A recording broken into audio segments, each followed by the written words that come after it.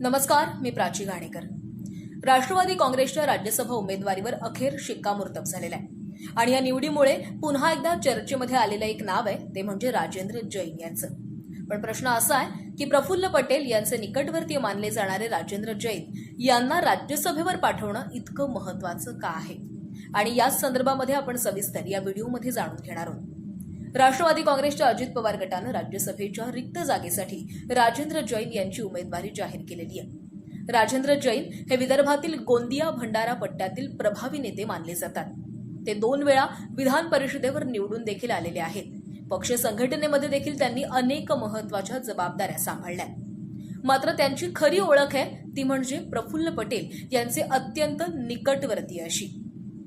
राजेंद्र जैन यांना मिळालेली ही उमेदवारी ही केवळ एका नेत्याची उमेदवारी नसून त्यामागे अनेक राजकीय गणित देखील दडलेली आहेत।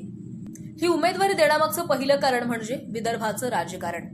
राष्ट्रवादीचा पारंपरिक प्रभाव पश्चिम महाराष्ट्रामध्ये जास्त आहे, मात्र विदर्भात पक्षाची ताकद मर्यादित राहिलेली आहे। आगामी स्थानिक स्वराज्य संस्था, विधानसभा आणि इतर निवडणुका लक्षात घेता विदर्भात मजबूत नेतृत्व उभं करण्याची गरज पक्षाला आहे।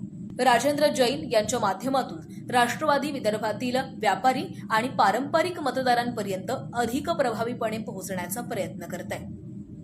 दुसरं महत्त्वाचं कारण म्हणजे प्रफुल्ल पटेल यांची वाढलेली ताकद।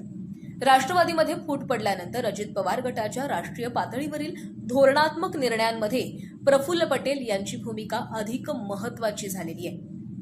दिल्लीतील राजकारण, भाजपसोबतचे संबंध आणि केंद्रातील समन्वय यामध्ये प्रफुल्ल पटेल हे प्रमुख चेहरा आहेत। अशा परिस्थितीमध्ये त्यांच्या विश्वासातील नेत्याला राज्यसभेमध्ये पाठवणं म्हणजे पक्ष नेतृत्वानं पटेल यांच्या राजकीय ताकदीवर शिक्कामोर्तब करण्यासारखं आहे। आणि आता तिसरं महत्त्वाचं कारण म्हणजे पक्षातील निष्ठावंतांना दिलेला संदेश। राजकारणामध्ये अनेकदा चर्चेमध्ये असणाऱ्या चेहऱ्यांना संधी मिळते, पण राजेंद्र जैन हे पडद्यामागे काम करणारे संघटनात्मक नेते म्हणून ओळखले जातात। त्यांना राज्यसभेवर पाठवणं हे अजित पवार गटानं पक्षासाठी दीर्घकाळ काम करणाऱ्या नेत्यांना योग्य वेळी मोठी जबाबदारी मिळू शकते असा संदेश देण्यासारखा आहे। आणि म्हणूनच राजेंद्र जैन यांची राज्यसभा उमेदवारी ही केवळ एका नेत्याची निवड नाहीये, तर त्यामागे प्रफुल्ल पटेल यांचा वाढता प्रभाव, विदर्भातील विस्ताराचं राजकारण, निष्ठावंतांना दिलेलं बक्षीस आणि महायुतीमधील शक्ती संतुलन याचं मोठं गणित दडलेलं आहे। आता पाहणं महत्त्वाचं ठरणार आहे की राज्यसभेमध्ये पोहोचल्यानंतर राजेंद्र जैन राष्ट्रवादीसाठी किती प्रभावी भूमिका बजावतायत।